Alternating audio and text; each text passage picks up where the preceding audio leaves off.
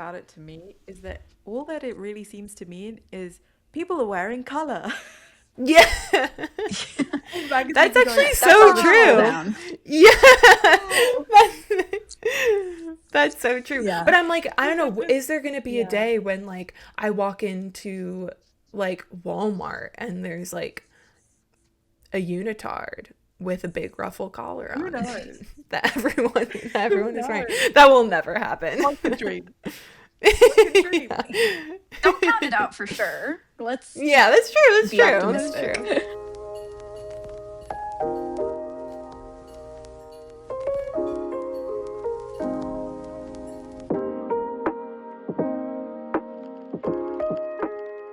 Hi, and welcome back to the Bias Cut podcast. I'm Em.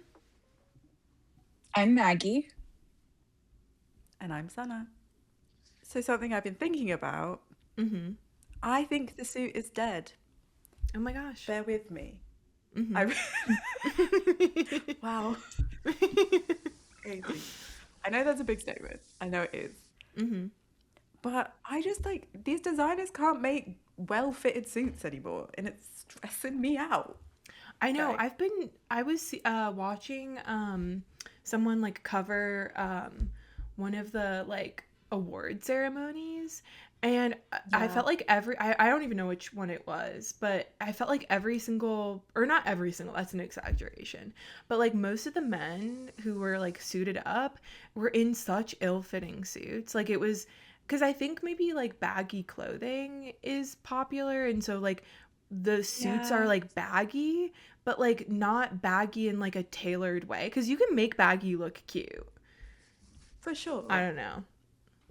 I would I definitely just agree. like, I saw, I think it was the Armani show during Milan Fashion Week. And these boys were, their suits did not fit them. What the hell? And it was making me crash out. I like, why? I get that there's a timing thing. Of like, sometimes you don't have time to fit a suit properly because it's like super strict deadlines, fast turnover, whatever. If you are a brand known for your suiting, Yeah. You gotta do better. stop this. Literally. Insert photo of Hudson Williams in his terrible fitting Armani suit. I wonder made me if that's crash like, out.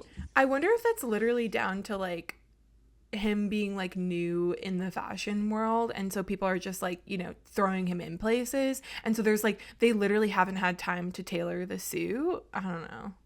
Probably. But he wore Armani twice before this and they Oh were shit. great. So why for your own show where you are putting him in front row? I haven't seen this suit. I feel like I need to like look it up. It's not good. It's in Let me fact see. very bad and it makes me sad. But also apparently someone said that like this is the year that the three-piece suit is coming back. Ooh. No. I fear not. Or like I think they say that like white, is it white? Which ones is black tie fancier than white tie, or is white tie fancier? White tie I is don't know. fancier than black tie. Yeah. I think someone said white tie is coming back. Mm. The girls don't know how to do white tie. Let's not No. pretend. And just, can I say, for like an everyday point of view, everything's getting less and less formal. Like we're not even seeing suits Yeah. like in corporate America as much anymore.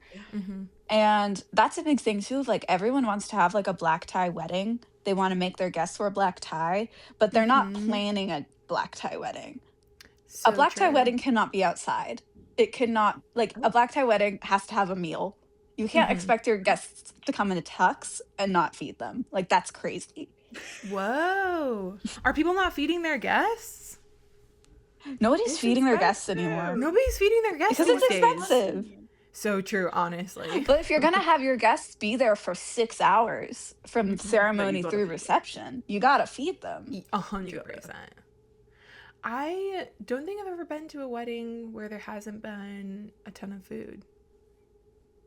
But I also haven't I've been to seen a more wedding and in a long more- time. I've seen more and more lately, it's like appetizers, like or maybe a buffet, but the plated meal is going out. But it's so expensive. Like, I don't know. I know. think that's the thing. Seriously. But yeah, no one knows how to tailor anymore. Speaking of heated rivalry, did you guys see that? I still haven't watched it, but did you guys see Club Chalamet made a new Twitter account or an Instagram account or something, Oh no. and What's Club Chalamet? called Oh, that's a Oh whole my other gosh. Oh episode. no. What is it? So This Cliff Notes, because that could be she's a not whole nother middle-aged. episode. She's older. Is it? I don't know. Anyway, Well, this this is is a old lady person? who's obsessed Well, with Timothy Chalamet. Yes. Oh. So I will tell you, I'll give you the Cliff Notes on Club Chalamet. So Club Okay. Chalamet is a Twitter account that posts just like a very like up to date, like a very formal Timothy Chalamet fan account that like updates on him. And Right. I know I said the Cliff Notes, but so everyone thought like would assume this is like a teenage girl or like girl in her early 20s, you know, who has the time to do this. But then I remember just when Warner Brothers signed like their big contract deal with Timothy, she posted like, because Warner Brothers believes in Timothy, I believe in Warner Brothers, and that she had like invested in Warner Brothers, and everyone was like, whoa, whoa, whoa, and she was like, well, I have the money to do it, like it's like it's a good investment. I like to invest, and like, you know, it's not a bad investment to invest stock in Warner Brothers. Yeah. And she is Club Chalamet is like on the level. I love her. I want it to be very clear. She's an icon. Insane. But she is so locked in. She is so serious. I just She I don't know. I don't understand. I guess maybe because I don't know. I don't understand like having accounts that like update people's whereabouts. That seems crazy. It's horrifying. it's not like his whereabouts. Like Okay. not It like, kinda oh, he's is, at the though. mall. You know, it's like it is a little bit, but it's like, oh, he's at the mall for an event promoting his film. You know, she's not like stalking him. She might be a little Okay. bit. I don't know. I don't know the full I think details. she is classified as a stalker at this point. Well, let me tell you what's been happening is that Oh, she's got her eyes set on the well, hot she boy. has been she has not been very reserved in expressing her dislike of Timothy's current relationship. She hates like Kylie when they're Jenner. on the red she hates Kylie Jenner. And like when they're on the red carpet together, I'm pretty sure she'll like crop her out. It's really funny. And like Whoa. love it. I love it. I love a beef.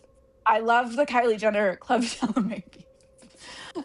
So he's kind of been like losing grace with her a little bit as this has gone on longer and as they've become more friends, which I think is actually true for a lot of Timothy fans of like it's kind of shattered his illusion a little bit that he's been with Kylie for so long. I don't know if this illusion Timothy did himself or like the fans projected onto him. I don't know, but it's gone now.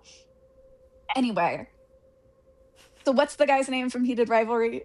Connor, what's his last name? I think it's Connor's story that she is now obsessed with. Yeah, Makes me Connor Story. And she made a new Instagram account called Story Tales. no. Oh no. And really, Connor, the thing is, run! why is she so good at names for this? That is very true. But that's another thing I remember when it had like come out that she was older and people were surprised by that. Someone said, I remember they were like, it really makes sense because Club Chalamet is such a good name. It is so chic. And like if it was a 20-year-old, it would be like Chalamet updates or Chalamet posting. But Club Chalamet only comes from the wisdom of age. Like that's so good. Should we talk about clowns? Yeah.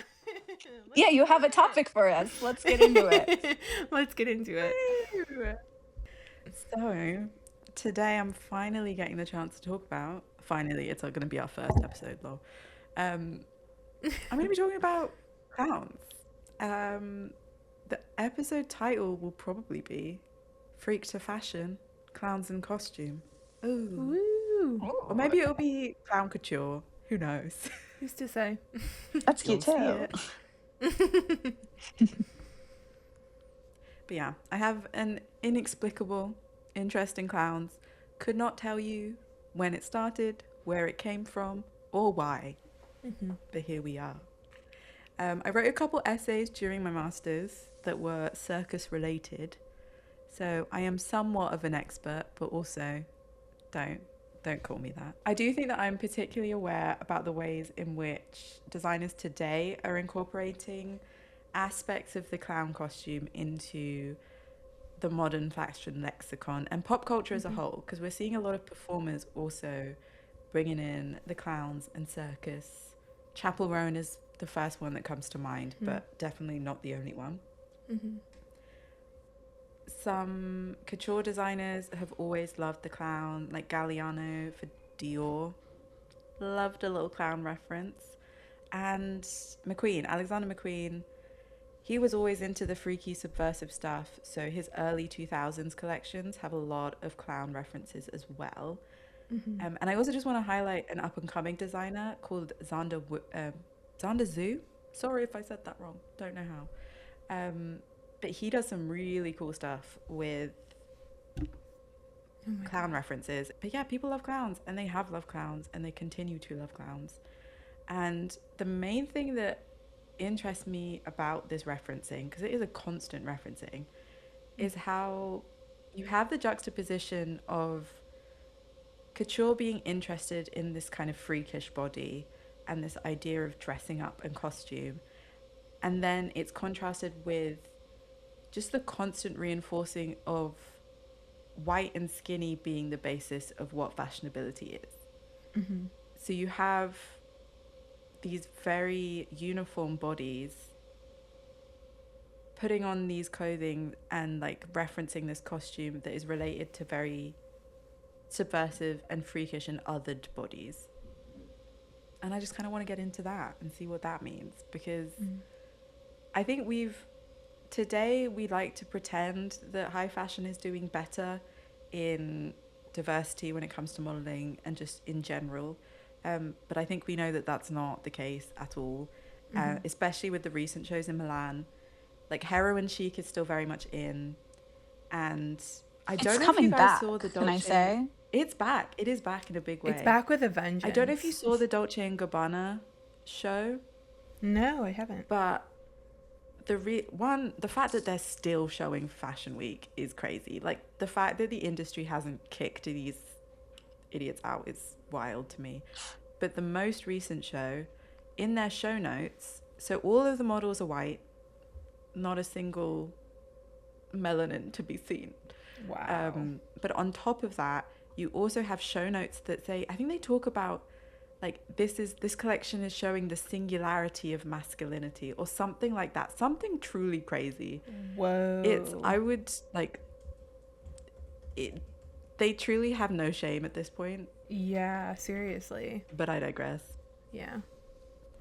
I think it's just interesting how the aesthetic of clowns and the circus are being used to kind of reinforce these very strict and destructive and reductive beauty standards nowadays, when the circus was like, listen, it had its issues. It was not this like utopia of diversity or anything like that, but it was a space for societal outcasts and vulnerable individuals to find some kind of autonomy. And it was a way for transgressive bodies to be visible in a society that wants to hide them constantly. So then now you have, in high fashion, adopting these kind of aesthetics, but still putting them on bodies that we see all the time. I don't know. Well, I'll ask you guys about it, but before I do that, I thought we'll just do a very, very brief history of the clown, just to catch us all up. Yeah. It will be incredibly brief because I didn't know this. Clowns are ancient. They are Oh yeah, I know it's you could genuinely do an entire episode solely about clowns. Like, It would have to be a whole yeah. series. It's crazy. So Yeah, seriously. the first clown that's kind of identified as a clown um, is ancient Egypt. It's like 2400 BC. Whoa. Wild. Um, they probably had some kind of like ceremonial or religious role. We're not entirely sure, obviously, because there just isn't evidence. But then also in ancient Greece and Rome. So in like Greek plays, there would be a kind of clown-like character who would be usually bold and wearing like padded outfits to like exaggerate certain parts of their bodies.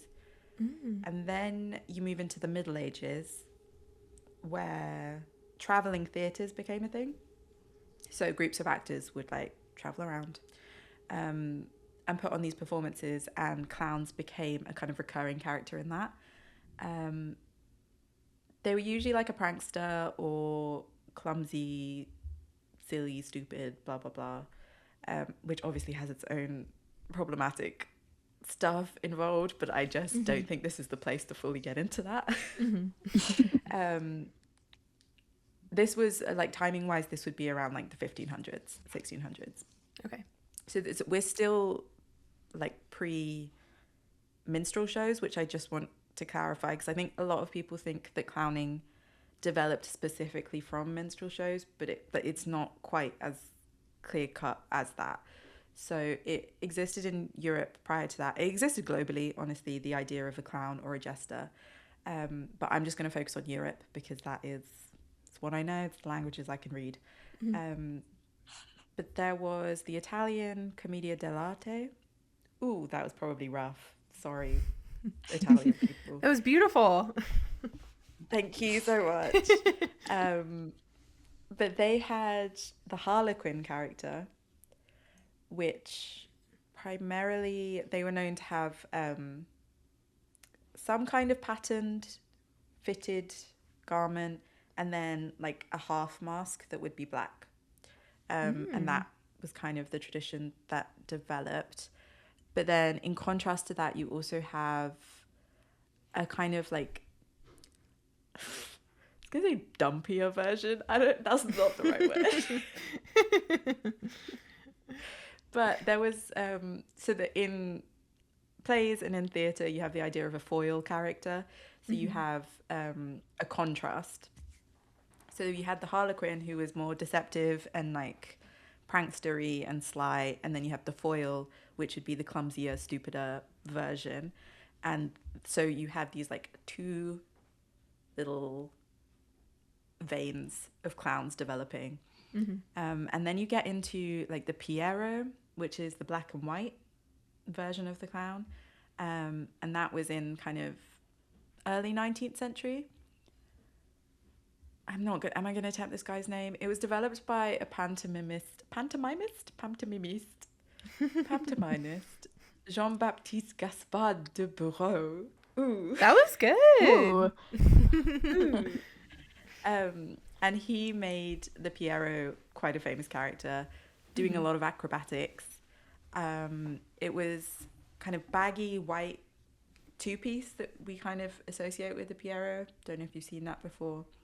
But he did it without the collar. No frilly collars for him. There's so many of these. Like, I don't know if we'll include all of these. But, another key one is the pickle herring. Ooh. And he was German. And he wore costumes that I think are most similar to what we associate with clowns today. So that is like the oversized shoes, a little waistcoat, and then the big ruffle. And then we haven't even gotten to the circus yet. Now the circus comes in. Whoa. So these are just basically like standalone performers that are like coming up in theater, basically? Kind of, yeah. They're kind of archetypes. Okay. So they're character types that would be recurrent in these plays, in these traveling plays. But they are all like performance based. These were all done on stage as part of a theater performance. Okay. And then we get circuses coming in. Oh, sorry. No, was there were there also or were they also performing for like royal courts? Like, was that kind of something that was happening at the time as well? So that kind of predates this, and that's Okay. where you get into like the court jester and the fool Okay. character.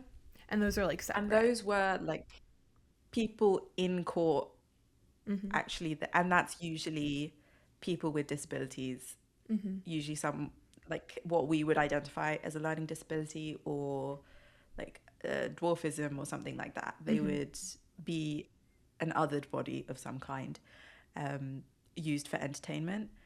And then that is kind of what the theatre characters would be based on, if that makes sense. Okay. So they're like separate things, kind They of are, I like, think, yeah. separate Okay. entities.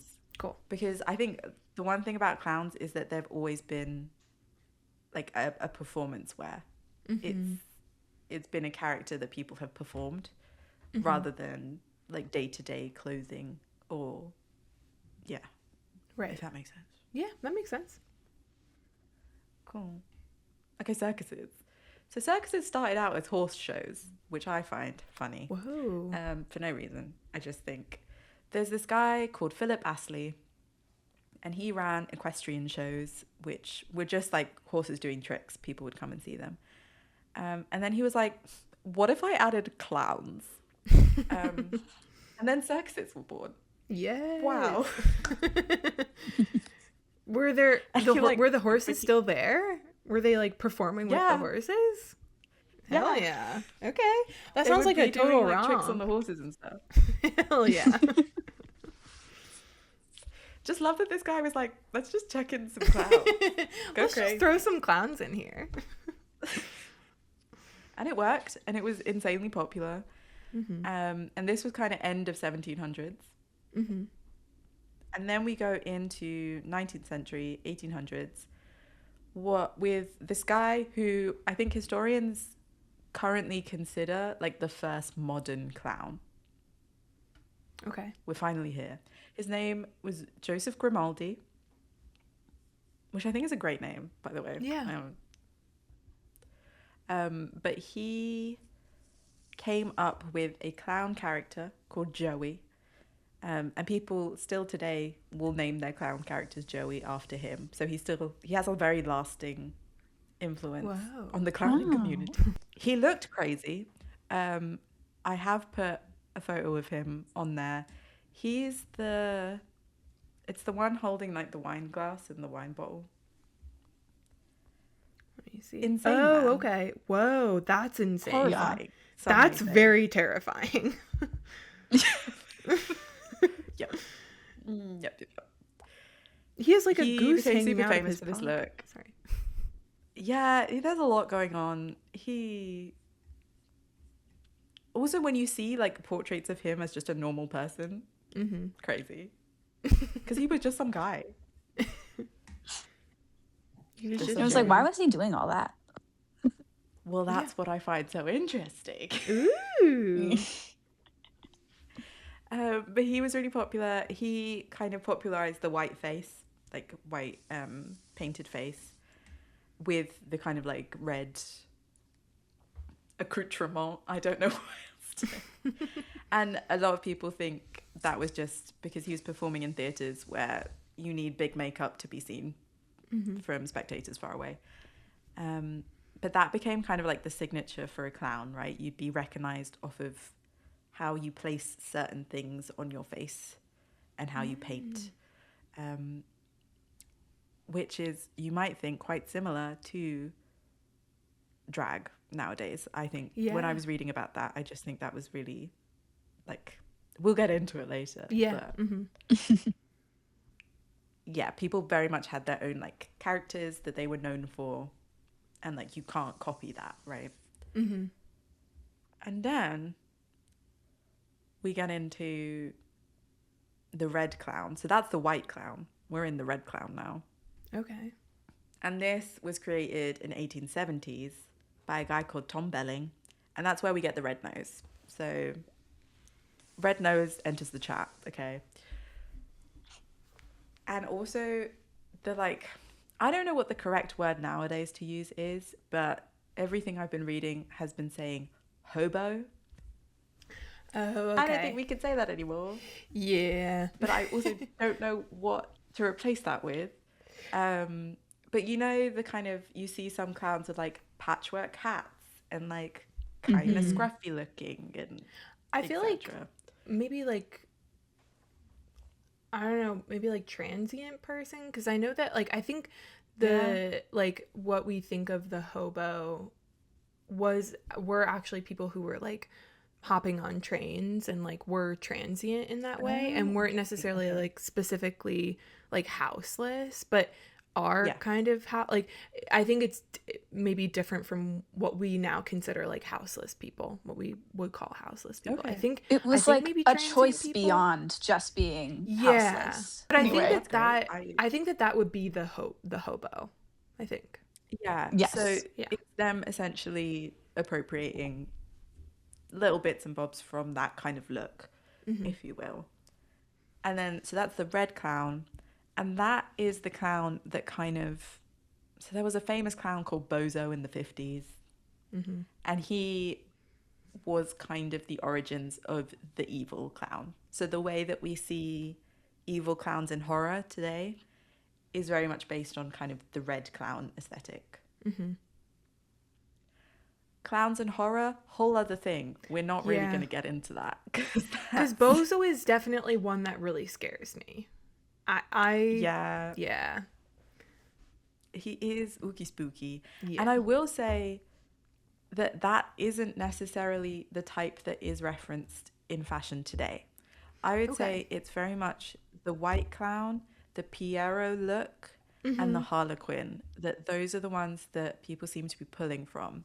I Okay. can't give you a reason why, but Mhm. those are kind of me setting out the types because I think it's just helpful going into like analyzing these references to understand that like clowns are not a monolith and there's actually so much Mhm. in it of like clowning. The clowning community is a whole thing and I don't want to make them angry. Yeah.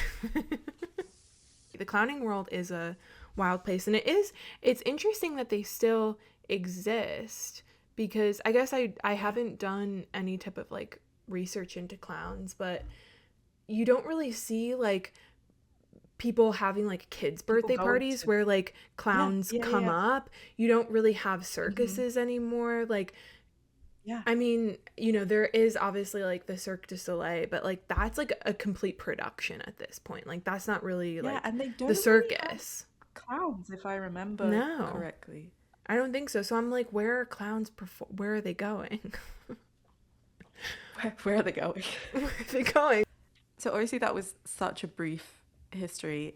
We will have readings in the Mhm. description, which I will send to you, but if you want to get into it, there's so much you can get into. It's Mhm. like even just the individuals that I have referenced, they have a whole like set of books you could read about them. So hopefully I did a nice little pit stop through the ages. But I also just want to identify like what I consider the key characteristics of a clown costume. Mhm. So like when I'm recognizing it in collections, like this is what I'm recognizing. Mhm. We have the hat. This can be very varied, but there's always like some kind of headpiece, whether it's like the pointed guy or a little like cap, skull cap kind of situation. Mhm. That's usually part of it. Obviously, the painted face, which we've gone into. I will just do another caveat here. Obviously, I did not mention minstrel shows and Mhm. I did not mention blackface. And I think that, again, I'm just not informed enough to be Mhm. able to like eloquently and succinctly talk about that because that's a whole other aspect of it. Will include a couple readings though, if you do want to look into that more, because it's not something that should be overlooked or ignored. And I don't want anyone to think that I am just like skipping that out. Mhm. Um, but painted faces did exist beyond that as well Mhm. and are a very key part of the clown aesthetic in general. I've also said the colors red and white. To me, that just immediately signals some kind of clownery circus Definitely. aesthetic. Um, and then what I find interesting is that you have the leotard versus the super baggy, like two-piece set. You have these Yeah. two Mm-hmm. different kind of aspects of it. Um, and then a collar, a frilly collar of some kind, and then exaggerated shoes, either super pointy, super big, something funky with the shoes. Always signals to me because it's like the complete impracticality of it, right? It's like Yeah, it's like meant to be like a inherently part funny. of the bit. Like you trip over Yeah, your shoes. Your shoes are like exactly. Yeah, yeah, comically large. Is the yeah. clothing meant to be like oversized because it's like you were saying, like padding yourself out, like you're kind of meant to like make your body not look like your body, maybe? I think so. Yeah, I Okay. a lot of the what came up in a lot of the readings is this idea of kind of creating an almost like alien or uncanny image Mm. of transforming your human form to the point of like unfamiliarity Mhm. Mhm. and is misrecognition. I don't know what the word would be, but it's Yeah. altering your appearance to the point where there's some kind of like jarring reaction from an audience, right? Mhm. Whether that be funny or for a lot of people scary, and I think that's where the fear comes from as well. I have a question. Is like, and this might be kind of crazy, but like, is some of these costumes, I think especially with like the Grimaldi, the Joey clown, Hmm. um, and then even like the the one from the commedia dell'arte, that like Hmm. The kind of, Piero one. yeah, Yeah. yeah, yeah, those kind of like, it looks almost baby like you kind of Mm. are almost like, I don't know, especially the Grimaldi, he kind of just looks Yeah, like a big baby. Like, he does. is that a Yeah. part of it? Like it's like you're kind of meant to look like comical because you're like a older man dressed almost like a baby. Like, I don't know. And maybe that might just be, especially like the frilly collar. Like the frilly collar really feels Yeah. like youthful and like, I don't know, Hmm. even like bib like, even though I don't know what babies Yeah. were like using as bibs at that point. But um I don't know. It yeah, it kind of looks babyish to me. I think that's a really good point. I hadn't considered that.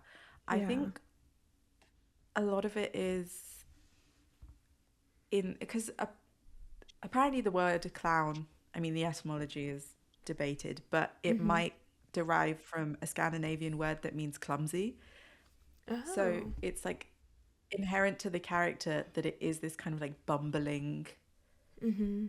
sort of clumsy, childlike character Mhm. that in a lot of ways I think is kind of like naive or stupid essentially, Mhm. which I think would tie into like wanting to generate a childlike image through clothing as well. Right. But then they're also drinking, kind of drunk, because that But then Grimaldi, they're also he's, drinking. yeah. Yeah. This is kind of crazy. Like it really is kind of sinister almost. Like, I don't know. Yeah. Yeah. And I think that's why I also don't want to say I'm obsessed with clowns because I'm not, but Mhm. like why I'm interested in them Mhm. is because they're so hard to pin down. Like there's Yeah. not one meaning that they kind of imbue. People have very different reactions to the costume and the whole look.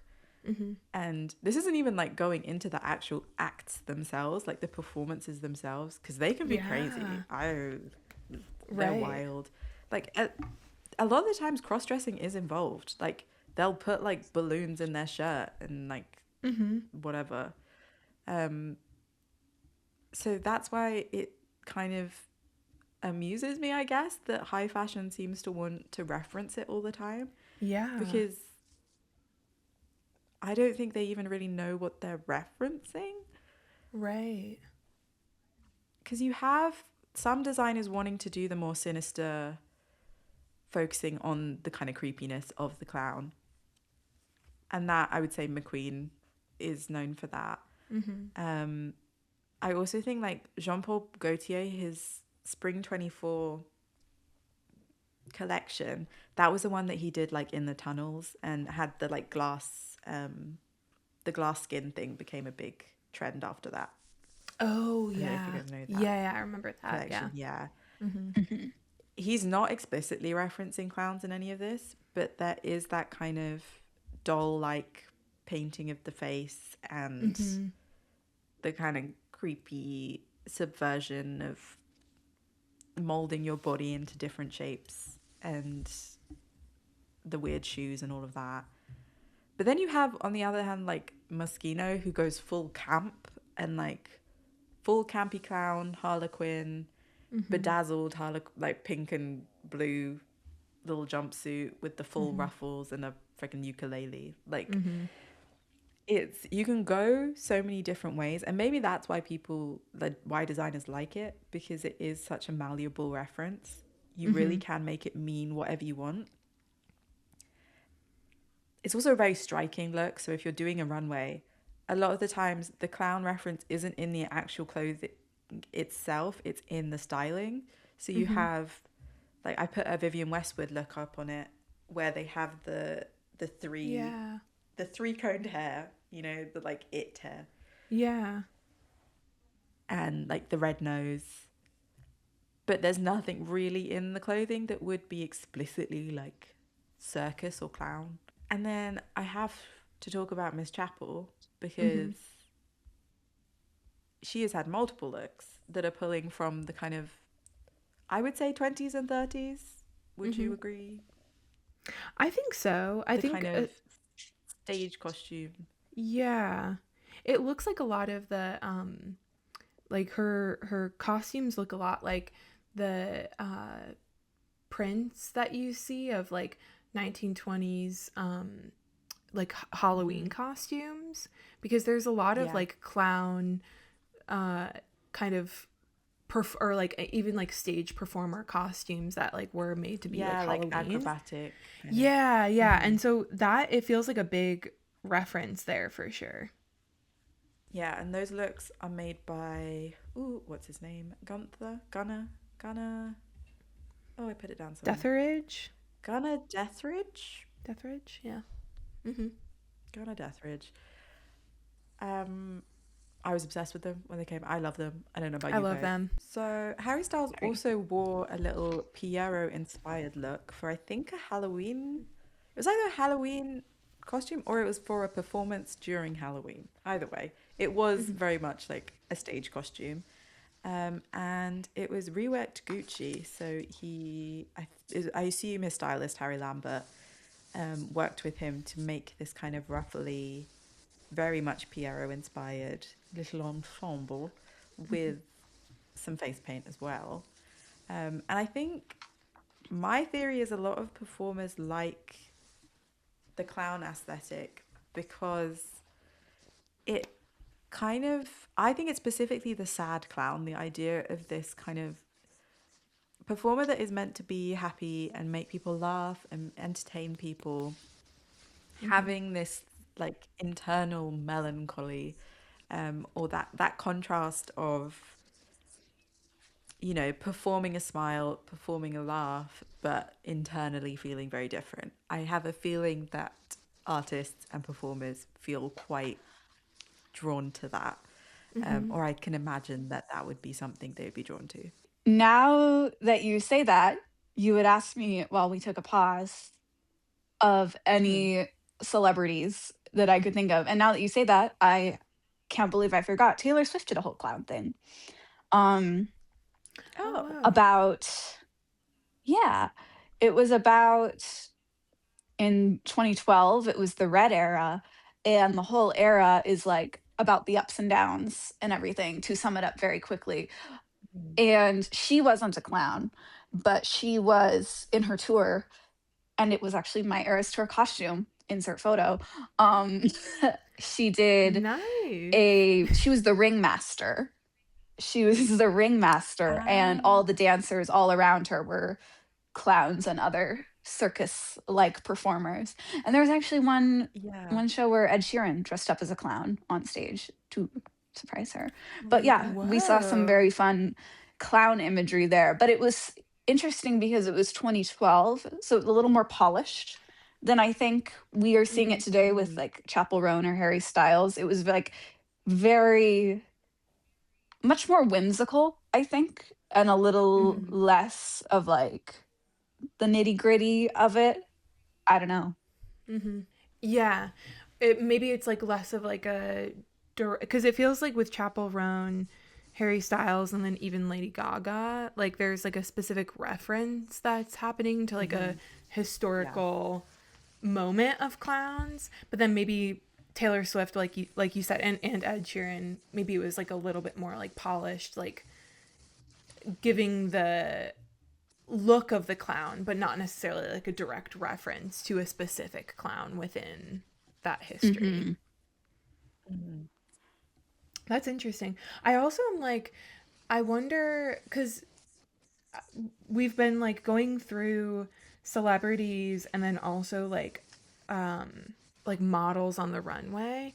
I think it's really interesting when celebrities who are musical performers are like referencing clowns, like you were talking about, where they may kind of relate to this like sadness, but then also like the like or the sadness that comes maybe with like being a performer, and like Hmm. and then also like performing like you are in the freak show. Like I think part of being a celebrity is like you're under like everyone's watching you at all times. Everyone's watching your every move. Hmm. And so that is like that probably can feel like a freak show for like specifically for musical artists. But then with the runway, it's just interesting that they're making these references, because as I'm like going through these pictures, oftentimes the models, I mean, there are a few like Alexander McQueen, Vivienne Westwood. They're like painting the models' faces and they're like distorting the faces. But most of them, Hmm. they're just keeping that like model look. So you essentially Hmm. have like a Yeah. hot person walking down the runway Yeah. in outfits that like are clown inspired, but the whole point of being a clown is not to be like a hot clown. Like Hmm. you're performing for people who are like making fun of you. You're meant to be like making a joke. Yeah. And oftentimes that comes with like a level of like ugliness. I think that that clearly is a part of the freak show of circuses, of clowns, is like the of is being ugly, is being like Yeah. the outcast in society. But Hmm. seeing like people like Bella Hadid in the Moschino look, I'm like, she's Yeah. like her she's got her like the sharp cheekbones, like a red lip, like her Hmm. makeup is like perfect, her hair is pinned down, like she looks hot, but then she's like in this like big unitard. So it's like, Yeah.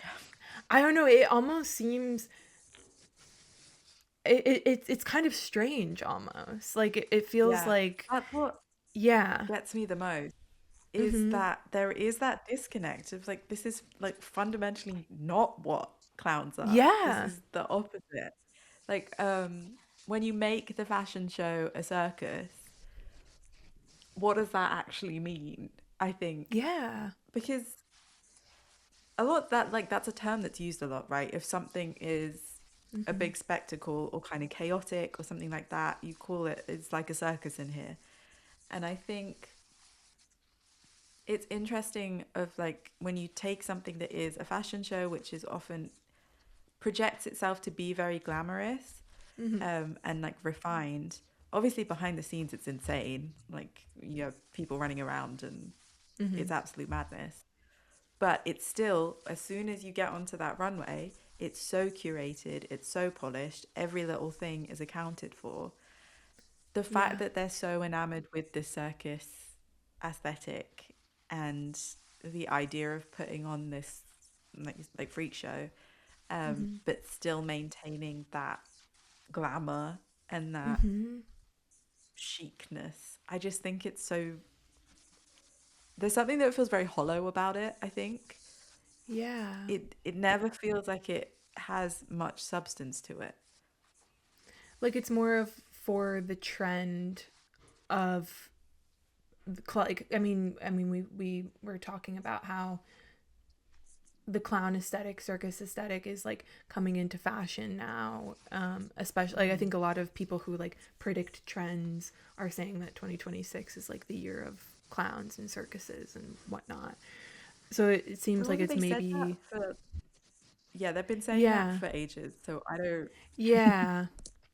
But it's almost like, I mean, there's the one Westwood show from 2018 where clearly the person Mhm. behind that model is like kind of walking a little bit strangely. So Yeah. maybe there's more of like a performance in that, because that's another thing is like Mhm. you're walking down the runway and you're doing the classic like model walk, like you're walking in like a super like cunty way, right? Like you're like serving a look in your clown Yeah. unitard. But again, that's like not the point of the circus, of the freak show. Like you're not meant to be looking beautiful and like elegant and walking perfectly or serving a look at all. Like you're meant to be a freak. And obviously that comes with like, so much in and of itself of like the people who Yeah. are put into freak shows, into circuses, are people who are like othered Mhm. in society. Um but yeah, it really does feel hollow. Like it feels like it's mainly with like runways reference or designers references to the freak show and the circus. It really feels like a hollow, like this is just something that's trending and like we're doing something that is like crazy and out there, and so we want to be this like moment in fashion week that like people are talking about because we're doing something like totally Yeah. crazy and bizarre.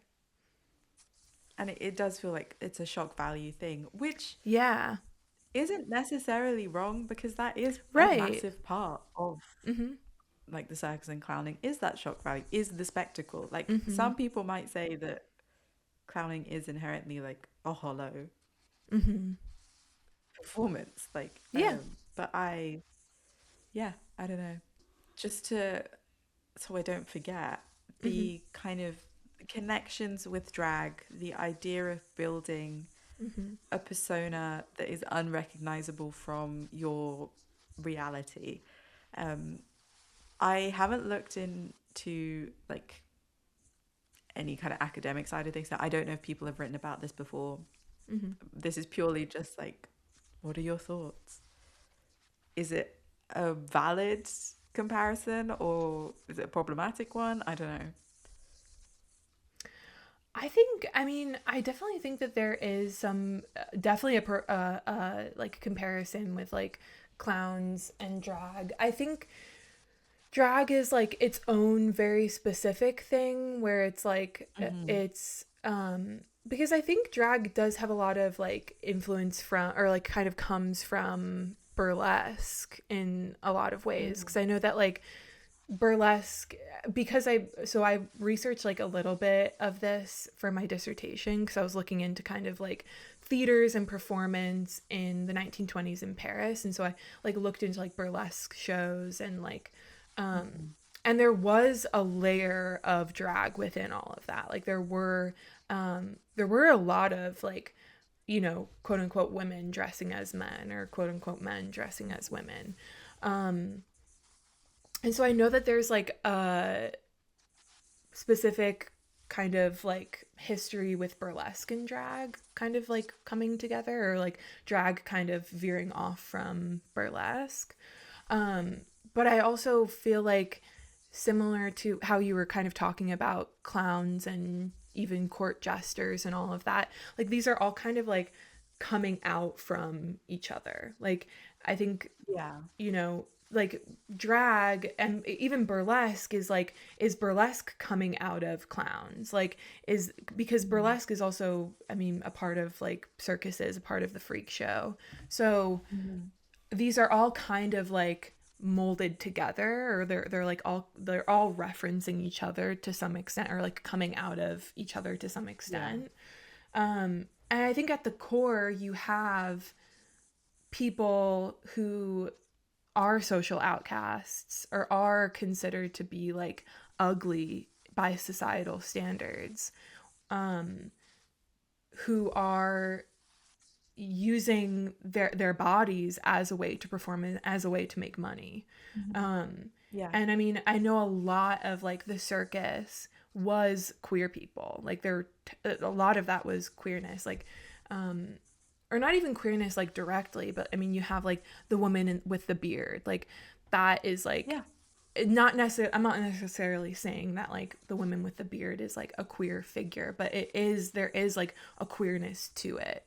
So I feel like there definitely is this like core, or there is something happening with drag that is very similar to clowns. I don't know if I would have to like look into the history of drag generally, but I definitely think that there is something there, because again, at the core you have essentially people who are othered, who are using themselves to make money.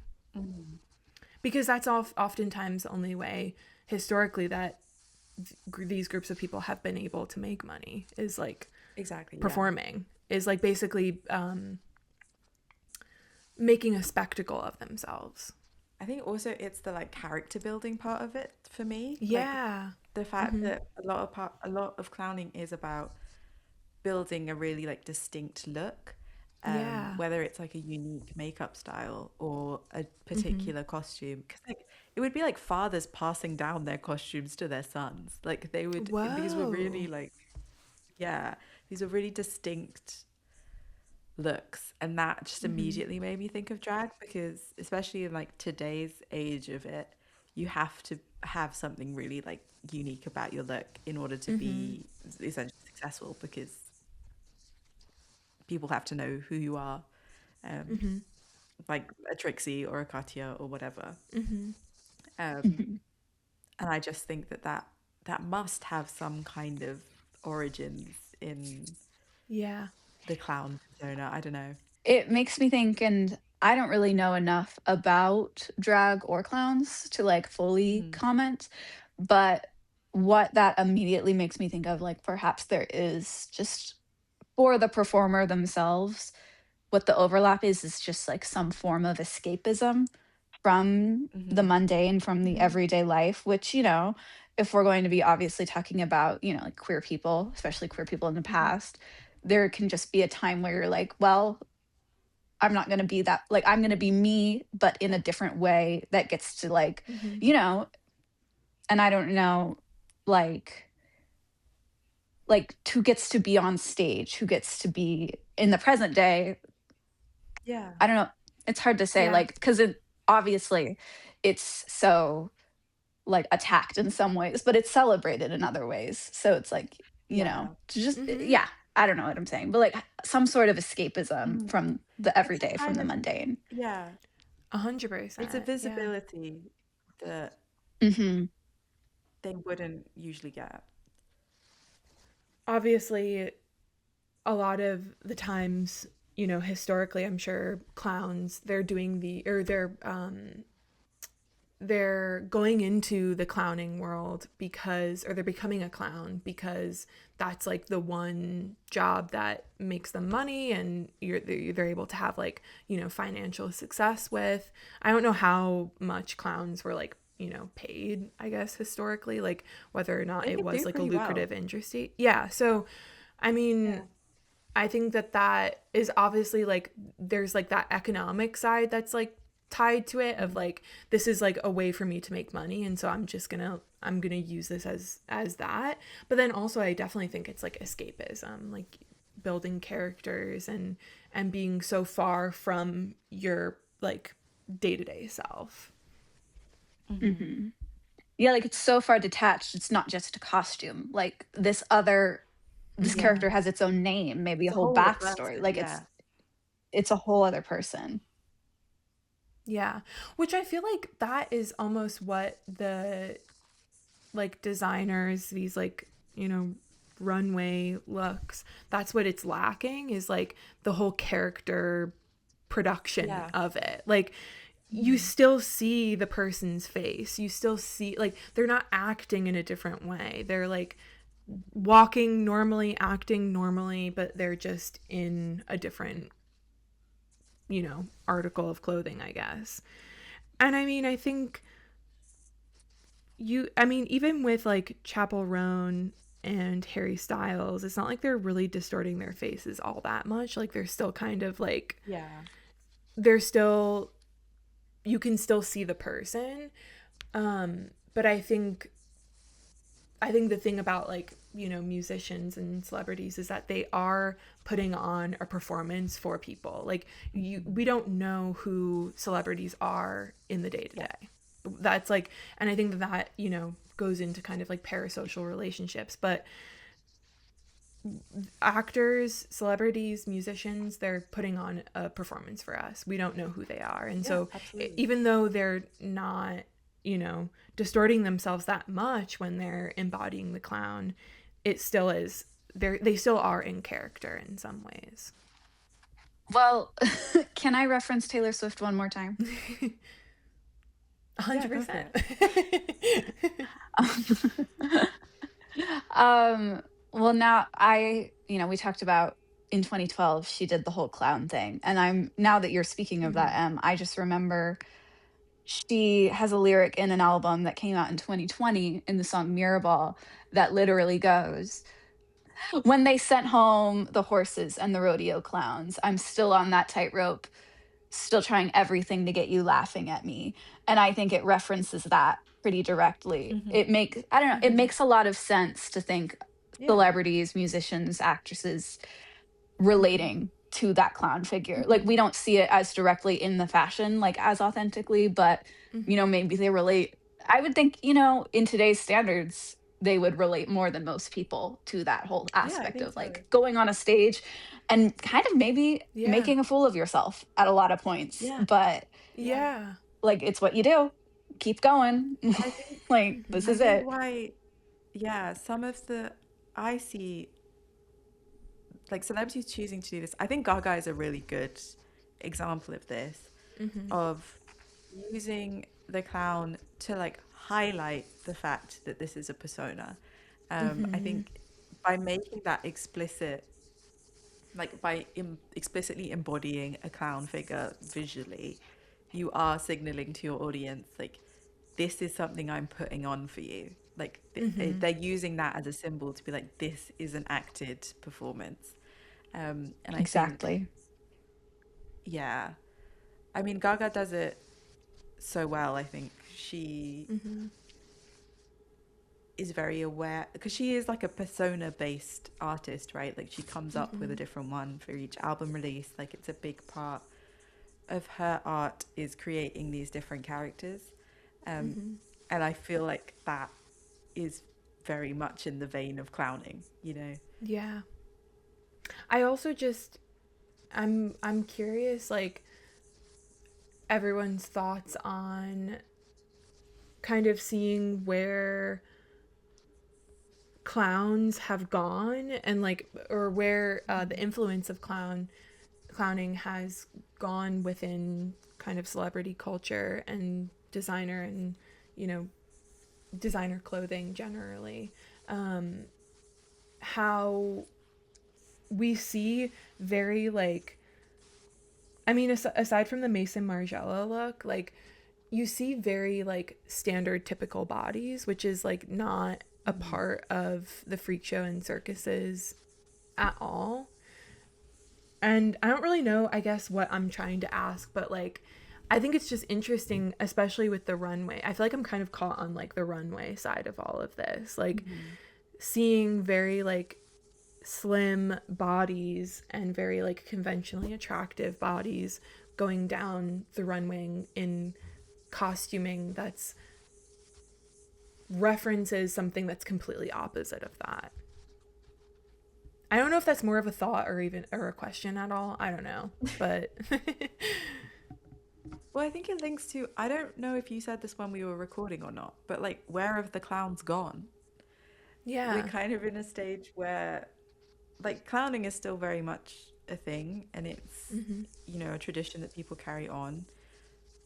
but it's not. I think it's less about the bodies now, and like less about. It seems to be more of like an acting form than like a type of person, I guess. And so I think most people's references to clowns nowadays, like if you tell someone, like anyone, the general public, like think of a clown, their mind will go like horror, like it will go Yeah. Hmm. to The like it. it, and yeah, exactly. And so in today's age, I think it's very much seen as like a scary thing, which I think is what a lot of designers want to play into. They want to play into like the horror aspect of it. But again, I agree with you. Like you don't get that though, because you're still faced with very conventional bodies in like a very like sterile environment. Like there's no story to it, and there's no. It just like lacks humanity in any way. Yeah. It's purely aesthetic. But then even when I said what I said, I was thinking like, okay, if you were to actually have a designer who essentially like recreated the circus on their runway, like, is that essentially just Cancelled recreating immediately. the horrors of the freak show, of the circus, like of Yeah. like kind of othering these bodies and like othering these people again, like basically Yeah. bringing it back. I'm like, after I Yeah. said that, I was like, wait, but would that kind of be like, would everyone look at that and be like, that's fucked up? Because it essentially Yeah. would be, so No, I 100%. don't know. Yeah. That's a really good point. Yeah. Yeah, you Yeah. can't do that. Like, it's Yeah. kind of the thing of like clowns can't really exist anymore. Like the circus as we know it from the past, it can't exist anymore because Right. No. we have technically moved past that, and there are other ways. I think in the past this was one of the only ways that, like I said, like I don't know what the right term is, but I think othered bodies is the best one. Like the way that other people could gain a certain kind of visibility, this was their only option. But now we're in a place where that's no longer the case, Right. and there are Yeah. so many other things that they could do. So it's, I think that's also why it's weird that we're hanging on to it so much. Like, Yeah. what are we hanging on to? Like, is everyone's fascination in this because we've been without the circus for so long? Yeah. And so we've essentially haven't had people on display to make fun of, essentially. Because I mean, that's the whole point of the freak show, is like, Yeah. is just making fun of people who are different, people, or not people who are different, just people who are like othered in society, I guess. I also don't really know exactly how to like lump a whole group of But people, because there are so many Certain things that varying you can't. ways to identify within the circus. But like is it because we haven't had that and like people are craving that, which kind of feels gross, but I don't know. well, I just that gap of like without a clown, and I think you're spot on. It's just like having someone to mock, having someone to laugh at. Yeah. And I think, just to bring it back again, that gap has been filled by celebrity, because as much as we Yeah. love these people and celebrate them, like you go on any Reddit page and it's full of hundreds of thousands of people saying the nastiest things about a person they don't know. And So I true. mean, what does that say about human nature, really? Is we just yearn to have someone to point and laugh at? I don't know. Yeah. I also think we're kind of, people want strangeness. Like, I think there is also a sense of freedom that you get from embodying something a bit strange, a bit freaky, a bit different. And I do think that that is something that people are drawn to. And a way for them to do it nowadays is through embodying this kind of aesthetic and this way of dressing. Because I think, I don't know if we said this already, but like clowncore is technically a thing. Like that's something that has been trending. People seem to want to be wearing pattern things and things that like are technically ugly. Like people want to wear clashing colors and clashing patterns and do their hair in ways that is unexpected and their makeup in ways that shock people. And I think that is just part of like there's a sense of power that you get from that. I remember when I did the bleached eyebrows, that was like that was a social experiment to me because it freaked people out. Yeah, It it really freaks them does. out. I felt like a cow. Like I felt like I was eliciting this reaction from people. And there was something like very empowering about that and very fun about it. And I think that also kind of explains why people are drawn to, I think it explains why I'm drawn to it. It's like there is a power in it and there's a sense of control, I think. Absolutely. 100%. I mean, I think even myself, like having a shaved head, going about, even though it's like, so, I mean, so many people have shaved heads. Like, you don't have to, you know, have a specific body in order to shave your head. And I mean, there have been celebrities too. I mean, I think Lady Gaga even shaved her head at one point. Like, Britney Spears shaved her head. But I mean, I definitely think like that's definitely different. But it does feel like I kind of, especially living in the Midwest, almost exist as like a freak in the freak show because I simply have a shaved head, even though it doesn't feel like this big, crazy, radical thing to do because again, so many people have shaved heads. But there is part of me sometimes, even though it frustrates me and also sometimes scares me a little bit. I think, you know, being in like a very conservative state, it also like kind of makes me smile and like giggle sometimes. I'm like, you know, because there is kind of empowering, like, you know, using that about having bleached eyebrows. Like there's something kind of silly about it. Like you kind of embody this like difference that like people are kind of like shocked by. And they're shocked by it because maybe you're the first like not man person they've ever seen with a shaved head, you know? But then you think, okay, well, next time, because inevitably they will again see a person with a shaved head in their life, maybe they won't be as shocked, you know? Inevitably. So it is sort of like breaking down these ideas and like kind of having to be the first like person, even like the first person in your town to do that, like kind of paves the way for other people to start doing sillier things too, things that are different, things that are out of the norm. So yeah, there is something very exciting about that, I would say. Definitely. And I think it's just really, there's something in doing something that you know other people are going to perceive as ugly. Because when I had the bleach brows, when I had the like the little blonde bits, whatever, I know that to a lot of people around me was ugly. Like in that, not that I felt great, but I know that it was also perceived by some people as like, why the fuck did she do that? Like she like ruined her hair or she like ruined her face, whatever. Right. And there was something kind of fun about that. It feels like a big fuck you, I think. And I think that that's a lot of what the whole clown aesthetic can be. A lot of the times it's like a very, again, sterile version. But it gives you that chance to kind of rebel in a way, I guess, against beauty standards that is quite freeing. 100%. I actually would love to do an entire episode about just like ugly, ugly period. I don't really know how to say it, but like, just like the idea of like ugliness.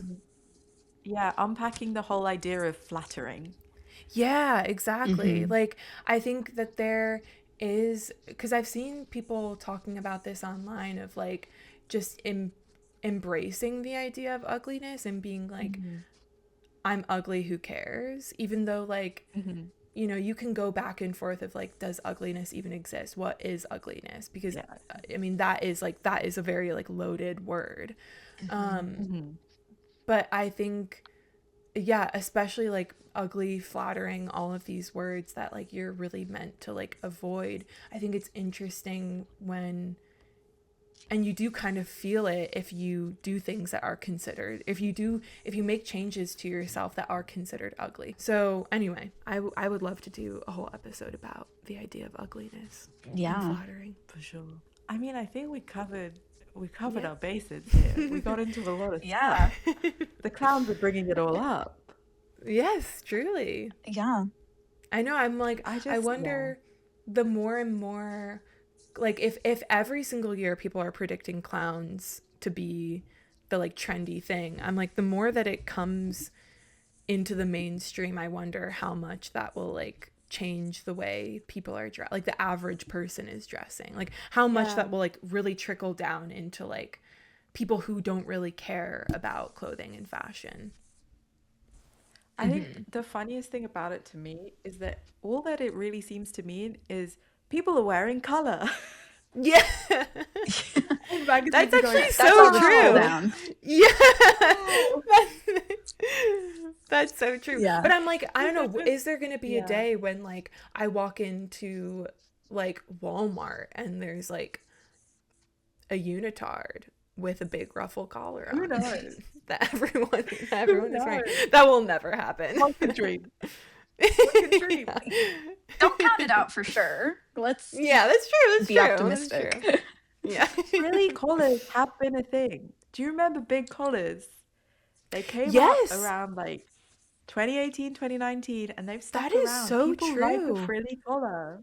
That's actually a really good point. Frilly collars were in and kind of still are in. Yeah. I was thinking also, do you guys know the brand Damson Madder? Yeah. Of course. They're hot. That's clown. That's clown. 100%. 100%. Like the stripes, It's the frills, yeah. the color palette. That's Cute actually clown. such a good point. Yeah, that's very clown. I mean, I could keep going on forever. So Truly. I think that was great. Well, that's our episode on clowns and the freak show and circus and all of that. I think, Sana, that was so interesting. I really enjoyed myself. I really had no idea where that was going, but I followed it. I thought it was a great followed the through conversation. line. Yeah. Yeah. I thought it was so cool.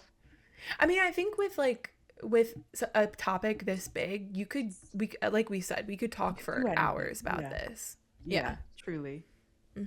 Yeah. On that note, Wrap this up. thank you so much for listening, for watching the Bias Cut podcast. You will be able to find our reading list in the description if you want to learn a little bit more about any of these topics.